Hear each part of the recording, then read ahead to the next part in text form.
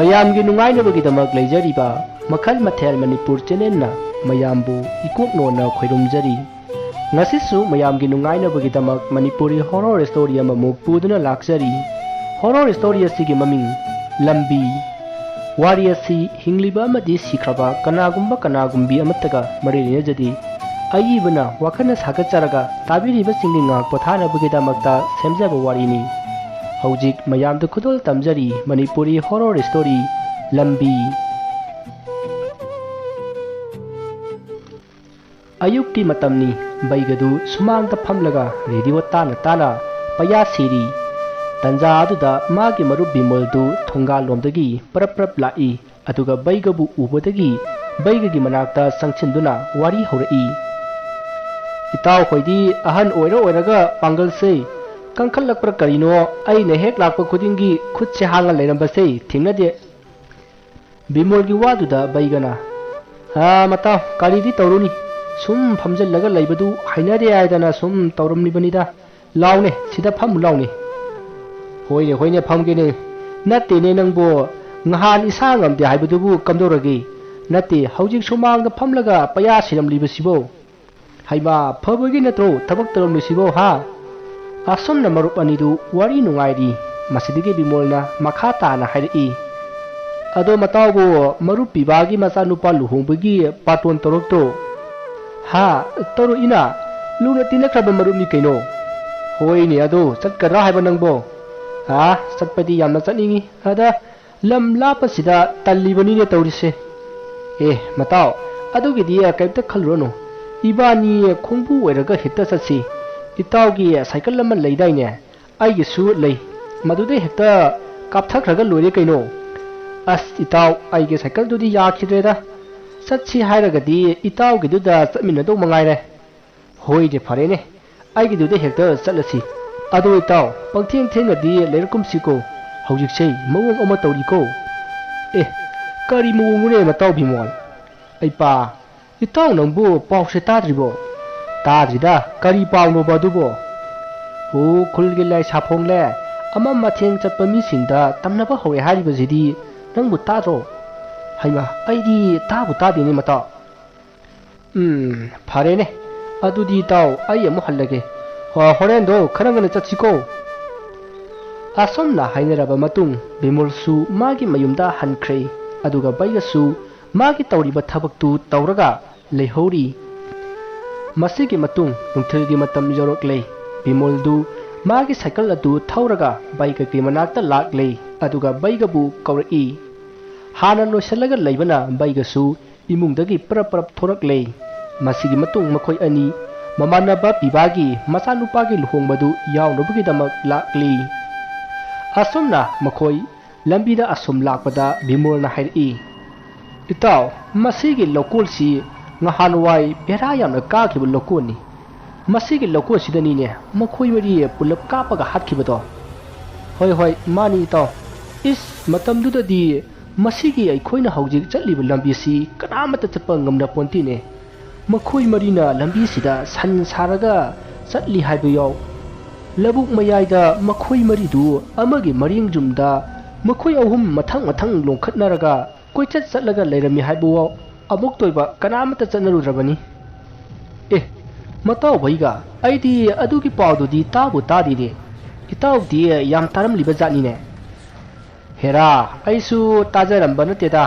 aikhoi lekai gi lupa macha ma khoi ama ni thabal chatlu ya haibra isai chatlu ya haibra kaino ama chatpigi halakpada lokpaksi yorakpada makhoi maridu amagi mathakta ama lepkhatlaga chatlaga leiramene madu urabadigi makhoi nupa masa singadu pungkai kaidana chela bazani makhoina yum jorokpada makhui amadi singthekna laknai haidana mayang wa ngangngarakpaduda aisu haiphet chalubani aduna aisu khanghobani da o matamduda aina tadridudi aina lakphai chatlingai gi manungdu oiram tare hoi taw adugi matamdu oiramgani asomna makhoi ani wari sana lakpana luhungpham adu yoroklei masidagi makhoi anina hek chokchilakpaga ikui kuidana borjatra tawduna kainage yumda satki bimol amadi baigasu makhoi gi mamanaba pibada ngamjaba poyeng khara piraga cycle अदु मफम चाबा अमदा थमलमलगा मयाम चटलिबदुदा यावखी असुमना मतम अदु हौखरबा मतुंग लुहोंबदु लोइदुना मयाम पुनमक मागी युमदा हन्नख्रे Bimol अमदी बैगसु युमलोमदा हन्नबगी same सारकले मखोयगी ममानबा पिबादा हल्लगे हायरमलगा मखोय अनि युमलोमदा लाक्ली मतमदु नुमिदांगी पुंग मापन तारकलबनी बिमोल अमदी बैगदु साइकल द पुन्ना तोंगदुना असुम लाकपदा ngasai makoida bera kai haiba lokol adu yorakle matamaduda bimol na hairi mataw hojik sibu kayam thengagi lambi sibu mi amata chapa udimi khangdini mataw hojik sibu pung kayamuk tarba janu pang thengdi thingum khiroida as khangrene mataw bimol ngahan su mama abikto thabak chaluraga halakpada khara thekhraba jani ada lambi si yorakpada ahan oirabi mainam paibi nupi ahan nama phamlaga mana masing jolaga lerami haine ada mama abikna kanano ne asuk thingla kansidabo pot joliba sibo matam si thingi gaisi khangdraba jana ne haidana madi hanubidugi manakta prapap changsillaga ima matam si thingi khangdabro loiselo matam se thingi haidana hayuraba jani ada hanubiduna mamaidu musin mugai ipak pak ngano khlaklaba jani da madu urubadagi mama abiktu mayum yaunaba khudup thadna chilaklaba jani adugi matung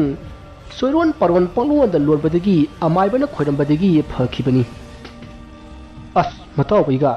ngasai gi dinangsu madugi waridu palaktene haujikta palai isina karinomi aina ga khara bihun suganje isasi sawing bulawe haiwani mataw bimol sum ningsanglakpagi wani da asomna bimol amadi baigadu wari sana cycle adu asum thawraga lakpada makhoi gi mamangda ahan ama saisu suduna chatlaga leramki madu ubada bimol amadi baigana mata asida ahan ama chatlibasibu luhongbu yawruba ahan oiraba jalane khangdeni mataw bimol ai hange ko asomna hairaga baigana ahan aduda ahanbu kadaidagi oirabano thangmaisu amata yawdana chatlibasibu luhongbu yawruribro ahanbo asumna baigana hangbada ahan adu hoi mai amata haidana tuminna asum chatli masida bimolna mataw ahan si na khara nuaitaba mali sai ta oiba ahan loichelakpa haisei phajafam hek leitera asomna hairaga makoi anidu cycle khamlaga ahan adugi manakta makhongna chatli aduga bimolna khon khara kanna ahan aduda hangi ho ahanbu karai tana tatkadoribano thangmaisu amata yawde aikoi mateng pangjarongge khul swaidagi oirabro asomna hairaga ahan adugi matung oirapna asum inabada baigan ikhang khanghaudana cycle aduda phan kakhatlaga bimol da hairi bimol tabo nangbo amta khara thuna yumda chasi ibani ngasi siba soidre he baigan hobe tarokba aduda bimol du inga ngakna kaidorage mataw nangbo asomna bimol na hairakpada baigana makot adu ahan adugi makhong makutta khudom bi thilli maduda bimolna ahan adugi makhut makhongda jinglubadadi makhut makhongdu saru sayang ngakta ngairaba khut amadi khong oiramle madudagi makhoi anidu ipa pakhatna cycle aduda parap kakhatnaraga jumlomda thaununaba honari matamaduda ahan adu ikhang khanghaudana makhoi anida phat launa yengthorei ahan adugi mamai nakan namadu musinmuna pungka kathekle madu upata makhoi ani cycle adu kanna thorakli adubu cycle adugi khongjel du iyang lamdi masidagi tungna tongliba bimolna mataw kaidorage khitasu kanna thoba yadro haina hangbada baigana mataw aisu kanna wotpa laknari adubu cycle sin masi ileng di mi tawrise asomna hainaringaida tungna tongliba bimoldu magi mananganda kanagumba ama kolakpagum torki masida bimolna baiga aigi tungda kanano ama kolemi nang bomti yemu kedoroge asomna lorakpada cycle thawriba baigana ha karaino haiduna tungda sat lai thorokpadadi ahan adu bimolgi mananganda naplaga leiramle madu ubada baigana kanna lauraga cycle adudagi phan songtharaga khangchen cheli baigana kana lauraga khangchen chenba aduda bimolna matau kaidorage hairaga baigagi matung inaduna seli matamadda bimolgi tungda kanano ama inarakpagi khonjal tarai khonjal adu tabada bimolna tung phat launa yengthoklakpadadi ngasaigi ahan adu tung hallaga magi manakta kanna sensalai madu ubuda bimoldu kanna amuktang lauramlaga gyan adumak mangkhre bimolna kanna lauramaga hoi mai haidaba aduda baigadu bimolgi manakta bimol haina kauduna sensilai adubu matam madudadi bimoldu gyan manglaga leiramkhi masidagi baigana bimolbu konkhatuna pununaba yamna kanna honnakhi adubu mahak puba ngamdre masidagi baigana manak adwaida kana gi yum tabano haina koyeng yengakpada mafam arudagi khara satlaga yum khara taba ukhi masidagi baigana cycle adu haugatlaga mahana uriba yum adomda cycle adu yakna thoroklei aduga thongal amada thojilli aduga yum aduda thong hango haina kanna kaurami masidagi yum arudagi nupa ama thoroklaga kari toba yarobage haina hangi asumna hangakpada baigana wari pumba loina liki aduga bimolna gyan manglaga lambida lehori haina tamki masidagi makoi nupa kharaga loina bimolgi manakta lakli makoina yausilakpada bimol du leiramdre bimol leiramdaba aduda baigadu ingak ngakna koyeng yengi masida mayamna nangi marup ama gyan manglaga lehowi haibudubu karaino haina hangakpada baigana mayam aisu khangdre ngasai swaida lehobune hojik amu leiramdre karino tawrisibo asumna baigana hairakpada mayam adu akoiba adu koyeng yengi asumna mayamna koina asum yengbada phingok setpa ama labuk mayaida lepaga leibadu ukhi madu ubada mayamna ada leire haina launaraga labuk odomda senthaduna makoin uriba phingok setpa adugi manakta sensilli asomna makhoi mayamna sensinba aduda labukta lepaga leiramba phingok setpa adu kanna senkhre asumna kanna senkhiba aduda baigana bimol haina kanna kauri adubu makoina uriba phingok setpa adudi leptana kanna seli masidagi mayamna tanaduna namduna pharanaba honakhi asumna mayam sangduna tanaraga phingok setpa adubu pharami makoina asumna pharaga phingok setpa adu kanano hana yembdadi bimol oiramle masidagi mayamna mabu phaduna porakle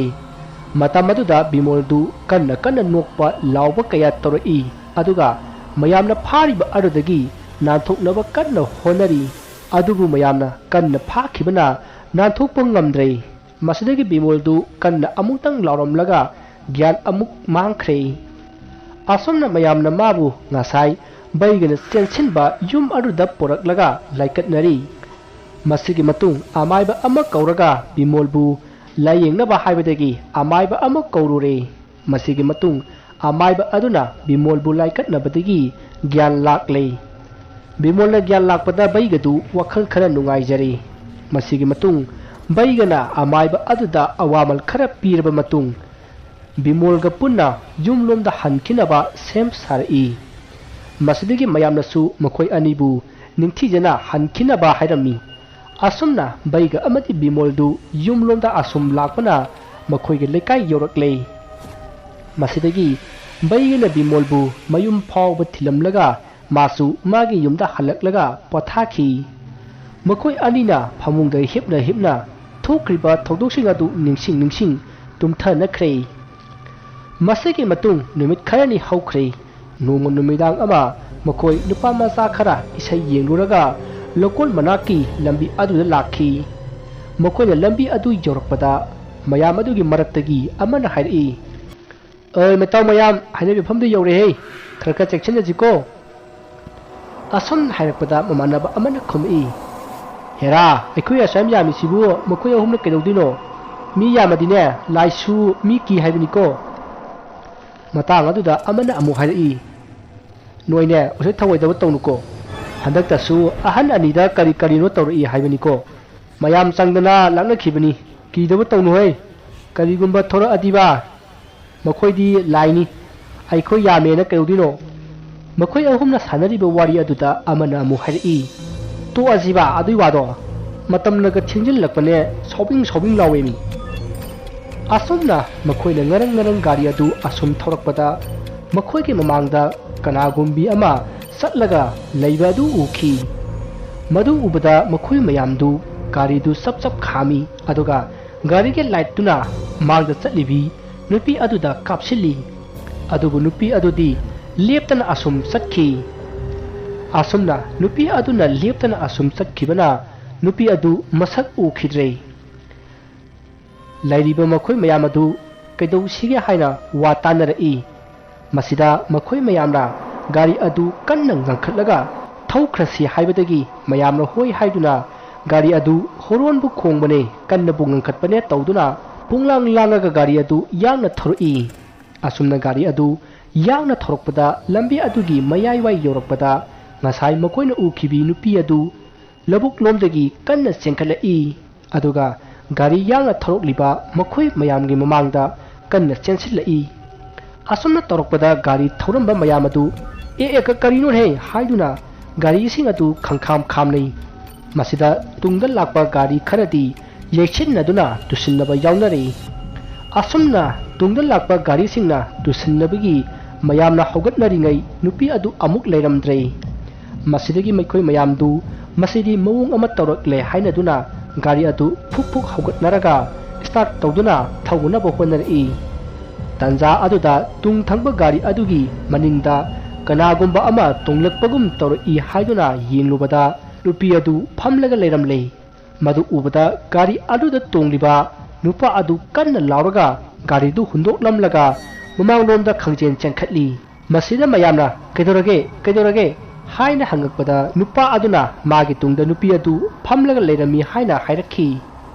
मसिदगी मयामना हा कराइनोने हाइदुना तुंगलोमदा येंथोकलपददी कनामत्ता लेरमखिति मसिदगी मयामना फरेसे युमदा proper हन्नब तौरसी हाइदुना मखोय मयामदु गाड़ी अमुक हन्ना start तौदुना थौबा हौरकले मखोयना असमना थौरकपदा गाड़ी अमगी तुंगदा तोंगबा नुपा अमना मागी तुंगलोमदा कनागुंबा अमा कन्ना तानरकपगी साहुम fungi हाइदुना तुंग ओंथोकतुना येंगुबदा नुपी अदु मागे हेक मतुंगदा कन्ना तानरकलगा मखुट अदुना इसांग सांगना मागी मनंगल मपादा लामगा लेरंबा अदुदा नुपा अदुना तानरए हाइना लाउरगा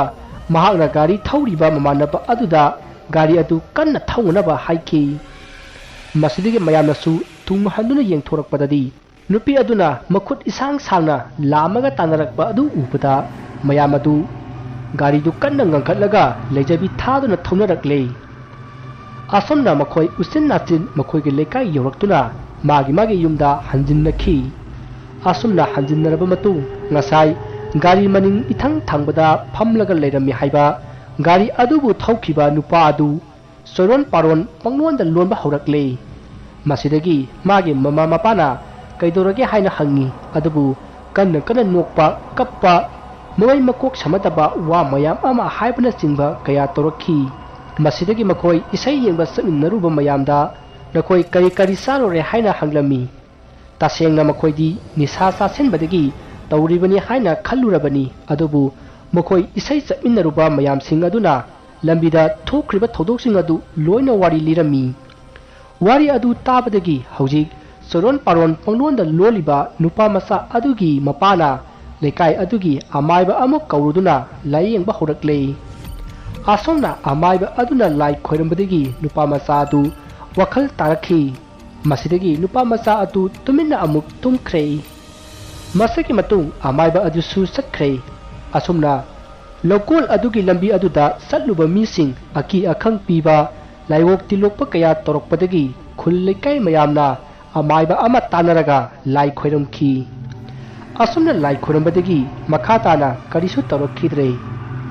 वारी असि मतांग असिदा लोइजरे वारी असिदा सोइखिबा लानखिबा वाही वता कया यावरबसु